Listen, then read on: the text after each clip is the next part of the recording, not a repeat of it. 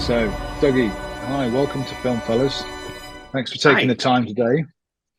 of course. I think for our audience, Dougie, it'd be great if you could give a bit of an intro to yourself and your site and what you're up to. Yeah, so I go by the name Dougystyle on social media. It's an old DJ name from college that I picked up and I've kind of held on to.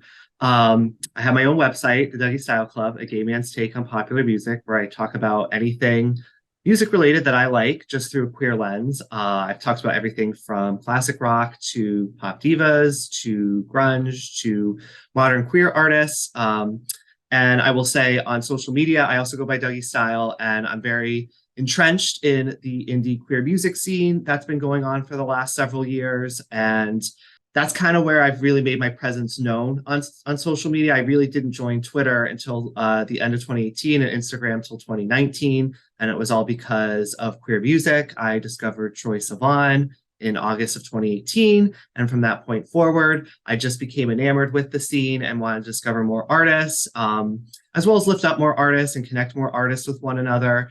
And during the pandemic, I conducted over 150 live stream interviews on Instagram, mostly with queer artists, a couple podcasts that I follow as well, but mostly queer artists. They're all saved on there. I'm under Douglas Evasick, Dougystyle on Instagram, if you want to check that out as well. And within the past year or so, thanks to the Scream franchise rebooting again, I've kind of gotten entrenched also with the queer horror community now as well.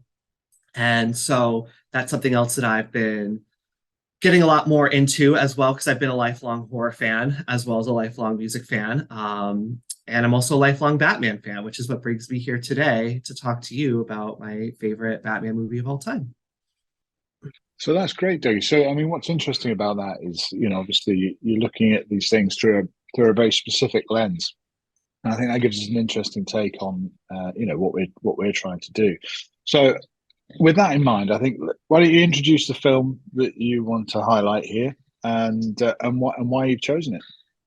So the film we're going to talk about is 1993's Batman: Mask of the Phantasm, which was a spin-off of the series Batman, the animated series, which came out on Fox in 1992. I was 6 years old when that show debuted, so I was like the right target audience. It used to come on 4 o'clock in the afternoons when I'd get home from school, and I'd watch it every day, and I loved it. And I, looking back, I think as a little gay boy, I was really drawn to the villains mostly, especially a lot of the flamboyant male characters like the Mad Hatter and the Riddler and the Joker, as well as a lot of the femme fatale characters like Poison Ivy and Catwoman and Harley Quinn. But I also liked the darkness that that show had, and that was kind of like an early inkling of my interest in horror as well, because the show really trafficked in a lot of darker imagery and film noir. And some of the villains were also very horror based, like Scarecrow and Clayface and Killer Croc. So it's just a show that, as a kid, you watch almost anything that's on television. But as I got older, it's a show that really stuck with me. I really kind of never left it. And Batman: Mask of the Phantasm, I was at the age where I didn't buy videos because, you're 7, 8. So you're kind of at the mercy of what people buy for you. But people knew that I at least liked Batman. So one of my aunts and uncles bought me Mask of the Phantasm on video. And I used to just watch it all the time with my friends and my brother. And again, like the show, it's a movie that's always been close to me, and I've never really stopped watching it. I've watched it through my childhood, through my teen years, through my 20s, and now through my 30s. I love the movie. I think that it is, in some ways, the best distillation of the Batman mythos of any movie that I've ever seen for Batman, and it does it in a tight 75 minutes, which is also very refreshing, especially in an era where movies are now getting longer and longer and longer.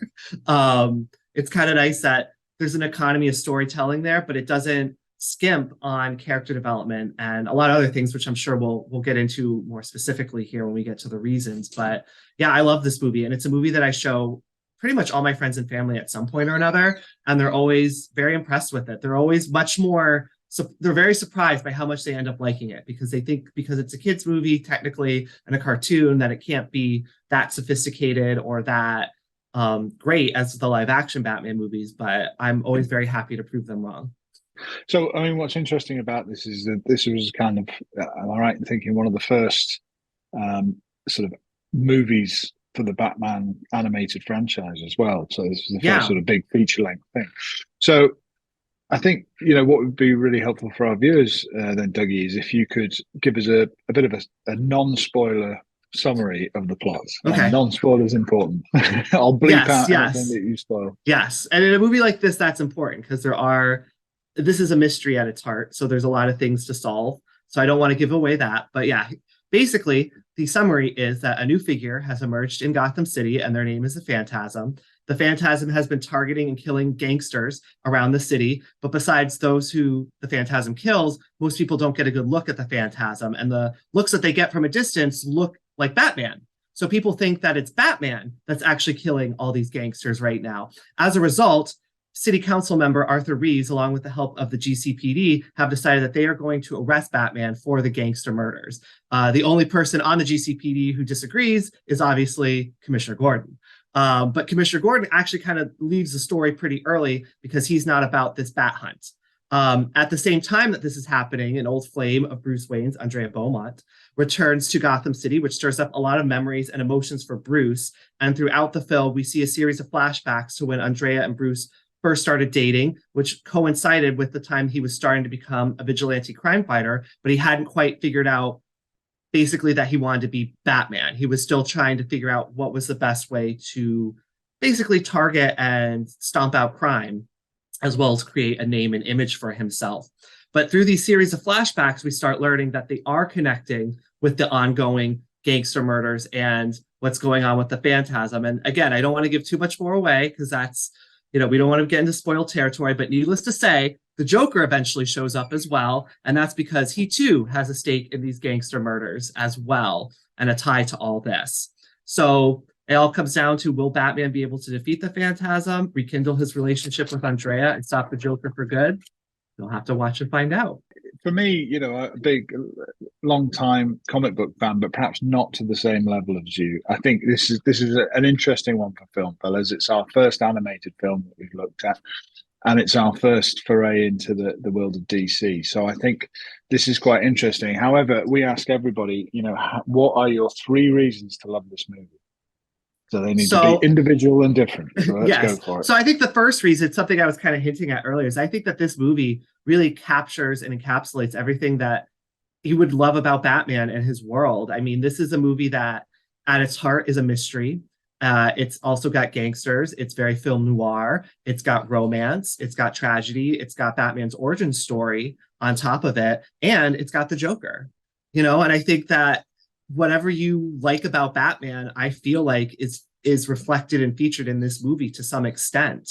And, a lot of times I think the different live action movies, the different directors put their different stamps on it, which I like. I actually do like that with the Batman movies, say more so than the Marvel way of making movies. They're still very idiosyncratic in a lot of ways to the director. You can tell when you're watching the Burton movies as opposed to the Schumacher movies, as opposed to the Christopher Nolan movies, and now obviously the Matt Reeves movies, but they all kind of emphasize different aspects of the character and what kind of draws them to the character, whether that's Burton kind of being more drawn to the tragedy and gothic horror of it, or Schumacher kind of being drawn more to the camp and kind of the queer underlying reading of the character, or with Nolan where he was kind of going for more of this gritty realness with the character, trying to make it as realistic as possible, or with Matt Reeves, who is kind of getting back to a horror feel in a way that Burton did, but grounding it a little more like Nolan did, but emphasizing the detective and mystery aspect of it much more than most of the live action movies have done up until this point. Fear is a tool. If you like Batman because it's a fun action, if you like Batman because it's dark horror, if you like Batman because it's film noir, if you like Batman because of the Joker, if you want a good origin story, if you want a good story at Batman at his peak, this has all of that. That's excellent. So that's reason number 1. Reason number 2. So reason number 2, I would say, is the score. So, something I wanted to talk about too, kind of just going back to the animated series, is that Batman the Animated Series was not only groundbreaking in the way that it told Batman stories in a way that didn't talk down to the audience and not only had appeal for kids, but for adults, is that they really put, Warner Brothers at the time really put a lot of money and resources into animation again. And this kind of comes after the animation renaissance that gets kicked off in 88 with Who Framed Roger Rabbit, which really got studios invested again in animation in a way that they hadn't been for years. And of course, one of the biggest things of that was the Disney Renaissance, which kickstarts with The Little Mermaid the following year in 89. But Warner Brothers wanted to get in on that too. And so you saw them get Steven Spielberg to help with Tiny Toon Adventures. And then eventually they would also do things like Animaniacs. But, they also had a huge success with Tim Burton's Batman. And so they wanted to do something with that as well. And they decided that instead of just having like simple music cues that you repeat over and over again, they were going to get a composer and a mini orchestra for every episode. And the person who kind of composed a lot of these scores was Shirley Walker. And she had some experience in film composing for a while, but she was usually more conducting than composing. And she had, I know, conducted with Danny Elfman, who had done the scores, obviously, to the Burton movies for Batman, and Batman Returns. So it kind of made sense to bring her in for this. And I will say, I do listen to a podcast called Batman the Animated Podcast, and he talks about everything Batman. But one of the things that's been really interesting is when he talks about the music, and they bring in different composers from the show, and they talk about how Shirley Walker really, she called it the Great Experiment, where she brought in a lot of different composers and kind of shepherded them under her wing and kind of taught them the ropes, but also they said how much she really taught them to be better composers. And her thing with the music to Batman was that it was supposed to tell a story, and it was supposed to reflect the characters and the character arcs and the emotions that they're feeling. The music tells a story in and of itself.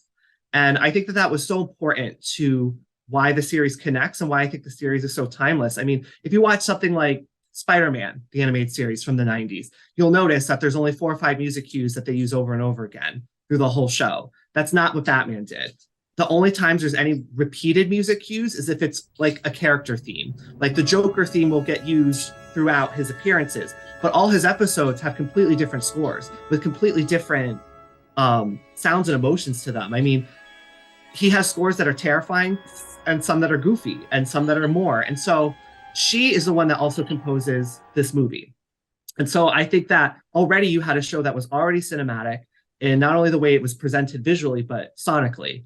And I think with this movie, the score, they elevated that even further. You can tell that they have an even bigger orchestra than before. They have a huge choir who you hear singing at the beginning. It's almost like a Gregorian chant, which I love in like a kid's movie. We have this like dark kind of like operatic choir singing at the beginning. And again, I think that her score is able to navigate the shifts in tone in the story so well.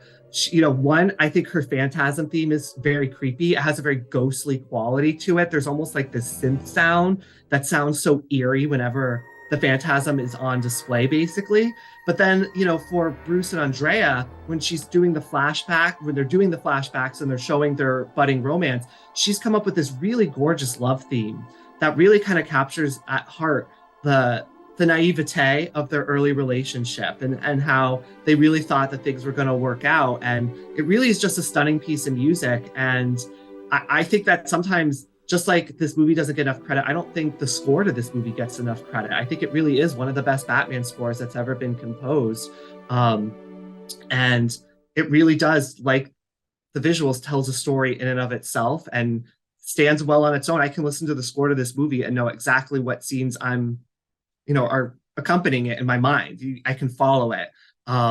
So I think that that's another thing. I think the score to this movie is fantastic. And also the fact that it's composed and conducted by a woman, especially for the time, was a rarity. And that's something that still is pretty rare in a lot of ways. I think we're starting to see more female composers, luckily, but that wasn't something we saw a lot back then. And so I think that also Shirley Walker was a real groundbreaker for that. And I think she really helped open up a lot of doors for other female composers in the industry. And she used her own position and privilege to help do that as well. Because eventually all the different talent that came through the series, she whittled it down to about 8 people, some of whom are female composers, and they would continue with her composing on Superman, the animated series, and Batman Beyond. And then she would eventually leave to do film for a while. She composed the Final Destination movies, the first 3, and a few others. But those composers she worked with continue to work with DC Animation, doing Batman Brave and the Bold and Justice League Unlimited, and they're still doing work today. So her influence on the way that DC Animation is composed musically is still going strong. And I think that this movie, in a lot of ways, is her crown jewel. I think that's right. I think what's one of the things for me that the Batman franchise particularly has always sort of seemed to have grabbed hold of is that soundtrack. You know, you look at the Chris Nolan films; it's a very distinct soundtrack. It's something that completely grabs you, and it's very emotive. So, I think that's a great reason. So, finally, reason number 3. Yeah, so I think the third reason is the voice acting, and again, this goes back to the animated series itself. They got people that were right for these roles. They got people that could really deliver what they were looking for in the character. And in this movie in particular, I think the 3 main cast members that I want to talk about is obviously Kevin Conroy as Batman, and Dana Delaney as Andrea Beaumont, and Mark Hamill as the Joker. I think everybody's great in the movie, but I think those 3 in particular are the ones that deserve, a little bit more recognition here in this section. I am vengeance. I am the night. I am Batman! Kevin Conroy, I mean, what is there to say about him? He's probably logged more hours of playing this character than anybody else ever has, and probably ever will at this point. He's played the character not only throughout all the animated series for Batman, but also Batman Beyond, Justice League Unlimited. He's done the Arkham video games. He did a lot of the direct-to-DVD movies, whether it was Batman Killing Joke or I know he also did.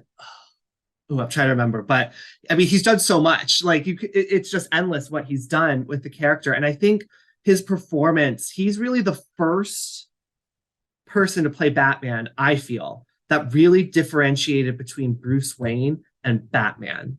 And you can tell in the way that he does his voice acting, just how he created those characters. Like when he's talking as Bruce Wayne, there's a lightness to him. There's a little bit more of a vibrancy to him, a youngness to him.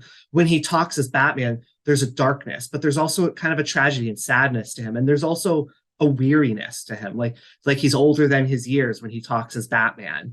And I was watching the movie again the other night, and there's a great scene where he first meets Andrea in the flashback, and he's talking with her, and they're flirting, and it's very cute.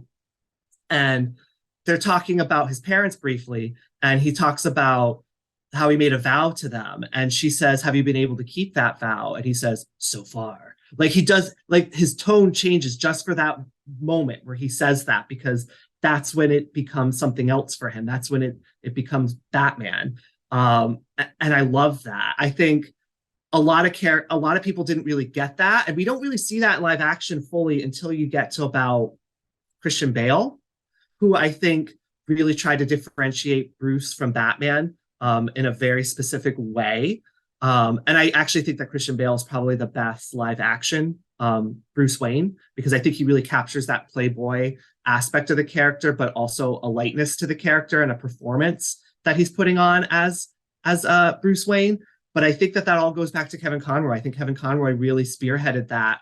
And this movie really gets to delve into that in a way, because this is like the origin of him becoming Batman, something that doesn't really happen necessarily on the series itself. The series just kind of starts with him as Batman. And there are certain episodes that flash back to different times of him training, whether he was training in Japan as a samurai or training with a magician to learn how to escape things. But here we really get to see the struggle of him deciding if being Batman is worth the cost of his happiness and the cost of his well-being.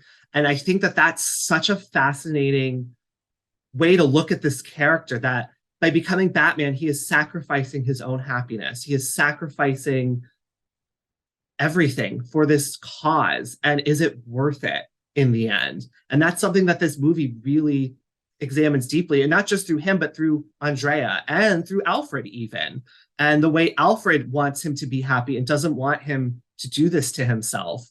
And again, for a kid's movie that's only like 75 minutes long, the fact that they're able to delve into this kind of psychology with the character is just so impressive. And I think Kevin Conroy's performance is a big reason they're able to pull that off and to make it as multi-layered as it is. And then also, I do want to talk about Dana Delaney just really quickly. Yeah. I think that her and Kevin Conroy have such great chemistry together. I mean, you really believe that like these two really fall for each other and that they really care about each other. And you really want it to work out between them. You really want them to be happy. And all the Batman movies, there's kind of like a running gag where like in most of the live action Batman movies, as soon as like Batman gets the hots for a woman, he tells them his secret identity. Whether it's like Vicky Vale or Chase Meridian or Catwoman or whoever. Yeah. Worst kept secret in comics, yeah. Yeah, but like in the live action movies does do that. And in this movie, he doesn't actually really give away his identity, but he's really wondering if being Batman is worth it if he can't have happiness with her. And I think that there's such a fun flirtiness and playfulness and banter between them that works so well. And it feels very adult. And I think that's the other thing too, just the way they're able to etch these characters in the relationships sometimes feels more sophisticated than the live action Batman movies do in a lot of ways. And I think it's probably the best on-screen love story for Batman that isn't with Catwoman. I do think that with Catwoman, it is a little bit more interesting because they're both playing dual roles together and they're both attracted to the darkness in each other. And I think whether it's the Tim Burton movie or Chris Nolan or the Matt Reeves movie, those movies do a really good job kind of showing that relationship. But outside of Catwoman, I sometimes feel like the love interest for Batman can be a little bland, and sometimes Batman is not great at keeping his identity secret when he meets women.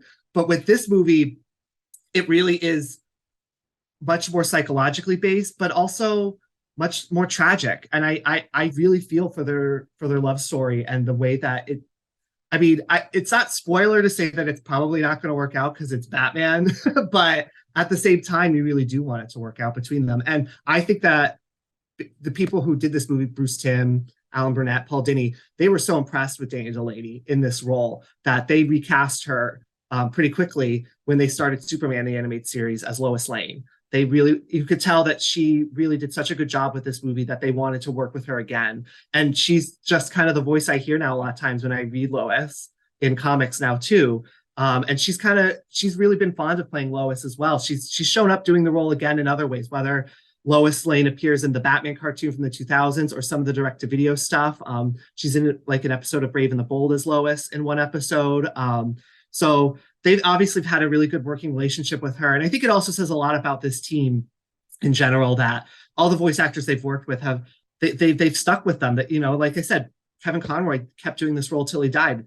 Dana Delaney keeps coming back to the role. And then we'll get into Mark Hamill in a second. But these people continue to keep doing the roles because I think they found it so rewarding, both as actors and I think professionally and emotionally as well.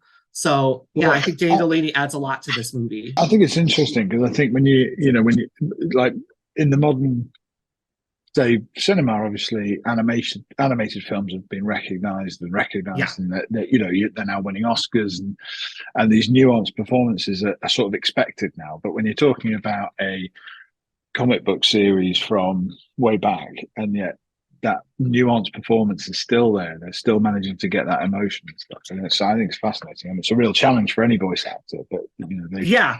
And someone I wanted to mention as well is their voice caster, Andrea Romano. She again, listening to the Batman Animated podcast, just hearing how she worked with these different voice actors and the way she would get the best performances out of them. And sometimes she couldn't get the best performances out of people, but she wouldn't shame people for it. She'd just be like, okay, we're good. Thank you. And then like, she'd keep Kevin Conroy around after the recording, be like, hey, could you do this for me? Cause like, I can't get this out of this other person, but like, she's someone that always got the best performances out of people. And like, she would understand, like, sometimes it's better to have these people in the same room together talking, because that's not something that always happens with voice animation. And she was someone that always tries to make sure, if it's possible, to get as many people in the room when recording, because that's when you get some of the best and most natural performances out of actors, is when they are going back and forth with one another. And I will say, not to throw shade at maybe some of the more modern DC animated movies, but she retired a couple years ago, and some of the more modern animated DC movies, I've kind of felt her absence. I sometimes feel like the performances aren't quite as good as they could be, because she continued to do this through a lot of the animation, like I said, through Superman and Justice League, but all these direct-to-DVD movie adaptations until she retired several years ago. And I think that's why DC had such quality voice acting in all of their animated projects for so long. And her absence for me has been very sorely missed in the last several ones. Not that they're bad necessarily, these performances, or that they're bad movies, but I do think that there's a little bit of that spark missing that she brought when she would be, directing the actors. Absolutely. Okay, so that I think that neatly leads us on to the second part of reason three, which is the great Mark Hamill. Now, I'm going to admit something terrible here, is that I only recently, and I mean in the last couple of years, found out that he was the voice of the Joker. So, big part of reason three, Mark Hamill. One of the things that informs the Joker is his laugh. And I remember reading the comic books, it was ha ha ha ha ha ha, but lots of ho ho hee hee ho ho hee. It's not surprising. I mean, he does it as the Joker. He doesn't sound anything like Mark Hamill, does he? He sounds like a completely different character. You wouldn't recognize his voice. And I mean, as a kid, I didn't know Mark Hamill was the Joker, even though I knew of him as Luke Skywalker. I think what's so great about Mark Hamill is that he really wanted this role. He really fought for this role. They talk about, he actually came into the animated series to do basically a one-off side character in an episode with Mr. Freeze, the Heart of Ice episode, where he plays kind of an evil corporate tycoon who killed Freeze's wife and turned Freeze into the monster that he is. But they said when Mark Hamill came into the studio to record, he was just so jazzed to be part of this because he was a lifelong Batman fan. He's a lifelong comic book reader. He loves comics. And he was just so excited. And they said he was so bubbling. They're like, oh my God, are you guys going to do Ra's al Ghul? Are you going to do Man Bat? Are you good? Like he was fanboying out with them the whole time. And what's funny is that originally the role of the Joker was supposed to go to Tim Curry, who of course was fresh off of doing It, the Stephen King adaptation from 1990. And so he was cast as the role, but an executive at Fox listened to his performance one day and said, I don't like it, recast him. Which is kind of crazy to think about. But then they're like, okay, I guess we got to do this. And then they thought about Mark, because Mark had come in and had been so gung-ho about the role and obviously knew so much about the character and the mythos that they reached out to him. And he says that he practiced that Joker laugh in LA traffic for hours. He would just sit there and laugh and try to find the voice. You got to warm up on the way to a session. So I'm driving on the freeway, going to my Joker sessions going, and of course, everybody in the freeway, they take no notice. It's Los Angeles. But when he would record, they said too, he would never sit down during his recording. He would always stand and he would always act out everything. He would use his hand gestures. He would fully embody the character as he was recording it. And I think that comes through in all his performances as the Joker. They're just so animated and so over the top and so gleeful and ecstatic. Joker here, the clown prince of crime. And I think what I love about his Joker is that it's such a great balancing act between the funny showman and the scary killer underneath. And again, just like sometimes certain film versions lean on different versions of Batman, sometimes with Joker it can fall a little too camp. Sometimes it falls a little too serial killer. But I think with Mark, it's the perfect distillation of the character. He has the showmanship that Jack Nicholson's Joker has, where he wants to be the center of attention and he wants to make people laugh, even if it kills them. Where does he get those wonderful toys? But he's also obsessed with Batman, the way that Heath Ledger was obsessed with Batman. He loves the game that they play with one another. Batman's the only one worthy of the game for him. And everyone else is just they're just human casualties in their battle between one another. And so what I love about this story is the way that, in a way, it also gives you a origin for Joker without really giving away too much about his origin at the same time. Because obviously with the Tim Burton movie, it was more of almost like a Joker origin movie than a Batman origin movie, where you saw him as Jack Napier becoming the Joker. And then on the flip side, you had Heath Ledger, where we never knew his origin. He just kept giving different origins. Never start with the head. The victim gets all fuzzy. He can't feel the neck. See? You wanted me. Here I am. This movie, we see little flashbacks that are kind of hinting at things with the character. We kind of learn a little bit, but we don't learn a lot. And I think that that's perfect for the character. It's it gives us just enough to really think about and to maybe be oh, is that what the character was like before? But not so much that it kind of definitively states this is how he became the Joker. We never learn that. We just kind of learn little specks of that along the way. And again, I think his performance throughout is great. The way he's able to make me laugh and then shudder within like 5 seconds is exactly how the Joker should be. And I think so many of his scenes walk that rope where like, it's like he's performing in front of these people before he's going to kill them. And he gets some of them to feel more comfortable before he strikes. And I think that the Arthur Reeves scene in particular is one of my favorites because not only is it like just looks amazing, I think the lighting in that scene with the lightning and the way that it like kind of glows off of his face as the Joker just kind of makes him more eerie. But there's just so many great lines too, where he's just like, bring in the press, why don't you? What a photo op, you know, like the councilman and his wacky pal, or like when the phone call comes like, sir, it's Miss Beaumont. He's like, Beaumont, not the babe. He's like, you devil. Or like when he brings the guy back to his like lair and he's like, can't be too careful with all those weirdos around. Like, Can't be too careful with all those weirdos around. like he's just so funny. But then he becomes like scary. And I love that about the character. And I think that more than anyone else, he really captured that dichotomy with the character so well. And again, I think it's smart that they save him for almost the second half of the movie. Whenever I show this movie to people and tell them Joker's in it, usually right before the Joker shows up, people are like, wait, is the Joker even in this? And because he doesn't show up till halfway. But I think that's smart because I've always said, once you put Joker in a movie, it becomes a Joker movie. You know, you think about the Burton movie, Jack Nicholson was top billing as the Joker. You think about The Dark Knight, it's all about Heath Ledger. Once you put Joker in it, Joker demands all of the attention. And so I think it was smart of them to establish the other characters, the flashbacks, the stakes of the story, get you invested in everyone else so that by the time the Joker does show up, he doesn't really like negate everything that's happened before it, even though from that point forward, he becomes the center of attention in any scene that he's in. So I think that was another smart part on the filmmakers when deciding to do this. And also, Dini wrote all of Joker's stuff. And I do want to say Paul Dini, who wrote a lot of the animated series, he also created the origin for Mr. Freeze and Heart of Ice with Nora. That wasn't part of the character's origin story before this. He also created Harley Quinn, who is now like maybe almost DC's most popular character, like maybe even more popular than Batman in some respects. But I think what's so great about Diddy is that he is able to get at the psychology of these characters. He's able to see what makes these characters tick while also still making them fun.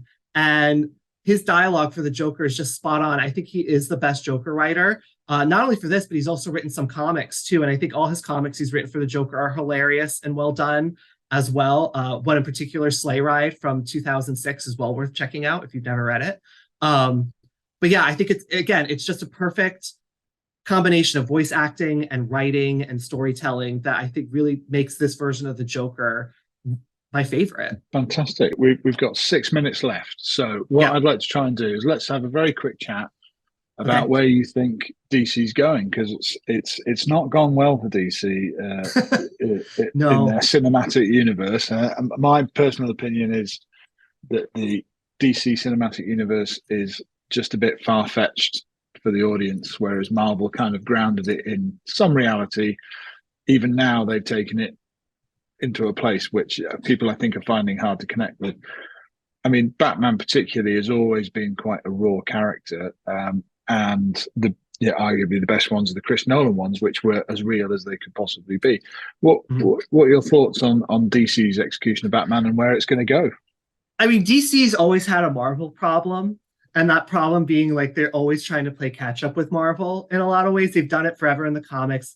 Like they're always trying to like compete with Marvel, where sometimes I feel like DC just needs to be themselves at times and just like rely on their own strengths. And, you know, I talked earlier, I think one of the strengths of Batman as a character is how malleable he is and how adaptive he is. And I do like that different directors have been able to put their different stamps on the character.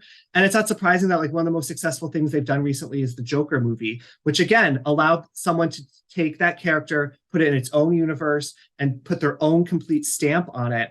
And I think that's something that is what they should be doing more of, especially with Batman. I think sometimes putting Batman into the rest of the DC universe is okay in the comics, and it can work in something like the Justice League cartoon. But in terms of live action, I think sometimes putting Batman with other villains waters down the character a little bit and Gotham and the world, because I think Gotham's such a rich city with rich characters to explore.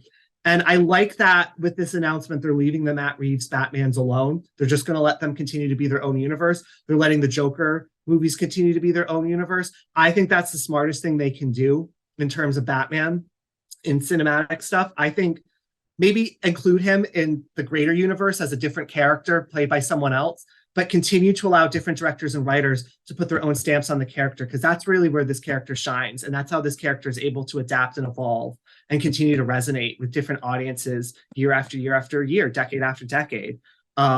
So I'm okay if there's going to be like 3 or 4 different Batman and Jokers, as long as like they're all, you know, it's just people telling the best stories that they can. I think telling good stories is more important than having all these stories fit into one timeline together. And I hope that they continue to allow that with Batman. I'm not that, I won't lie, I've kind of like checked out of most superhero movies at this point. I'm kind of more invested in where horror is going, but Batman obviously is my big exception. I still watch that, and I'll watch Joker and like the Harley Quinn movies. I love Margot Robbie as Harley Quinn. I think she's phenomenal. I love the last Suicide Squad movie. I loved Birds of Prey. So I kind of just want more of that. I want more individual movies that just focus on these characters and their own universes.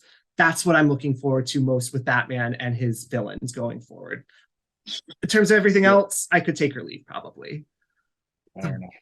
Well, look, Dougie, it's been great to talk to you. So thanks so much for joining us. And Yes. That's it. Agree or disagree with this episode? Leave your comments below and find out more about Dougie in the links in the description. And please don't forget to like and share this video and subscribe. See you next time.